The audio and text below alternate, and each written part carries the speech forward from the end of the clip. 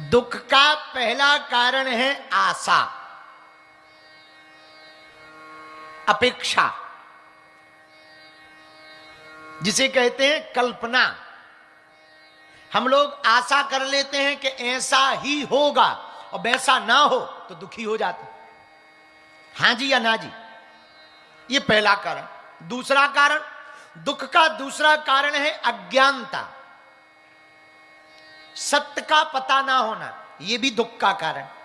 भाई किसी आदमी के बारे में पता हो कि यह सही आदमी है और तुम्हें यही पता हो कि सही आदमी है, पर सही पता ना हो कि सही है कि गलत, और तुम प्रेम कर बैठो और फिर वो धोखा दे दे तो दुख होता है।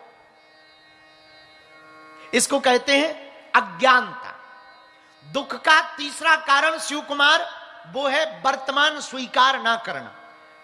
और तुमने प्रश्न तो बड़ा प्यारा पूछा, जवाब देने में बहुत लंबा होगा, पर हम कुछ बातों से तुम्हें समझा देते हैं और ये बात शायद आप लोगों को भी समझ में आए। पहला कारण दुख का है आशा, अपेक्षाएं।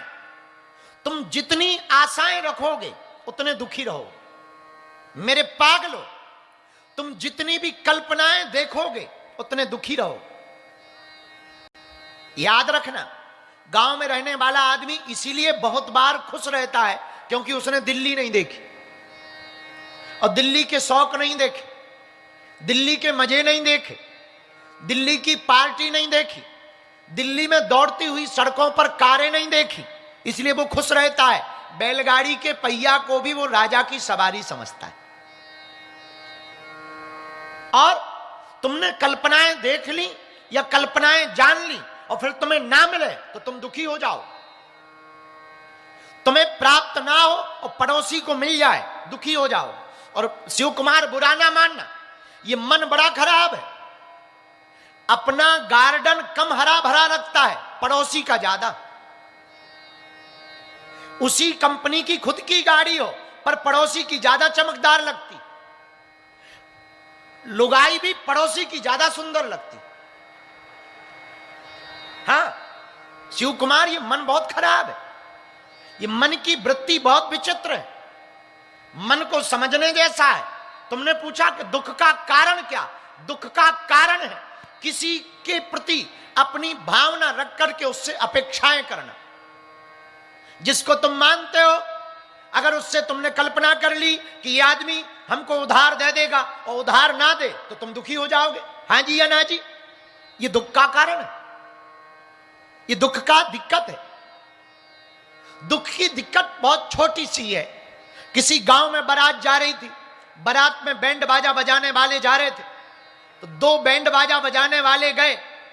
एक खुश था और इंतजार कर रहा था कि आज बारात में फिर से नागिन डांस करवाने का मौका मिलेगा,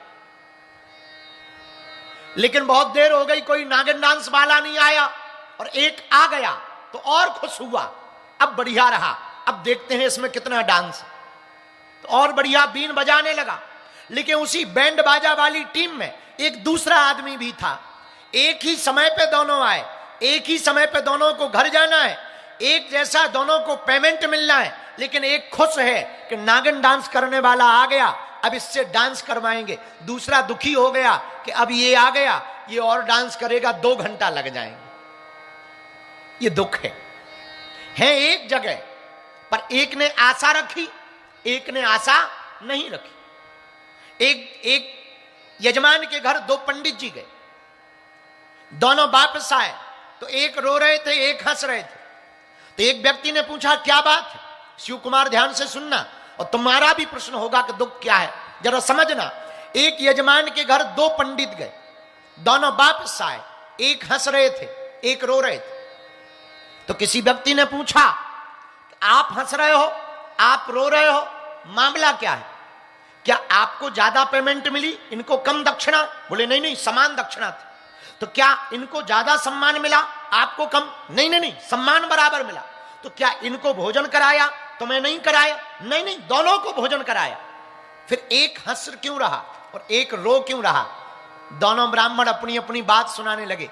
एक पंडित जी बोले हमने सोचा ये यजमान बहुत अमीर है, बहुत अमीर है, हम पूजा करवाएंगे, 5000 देगा, पर 500 दिए।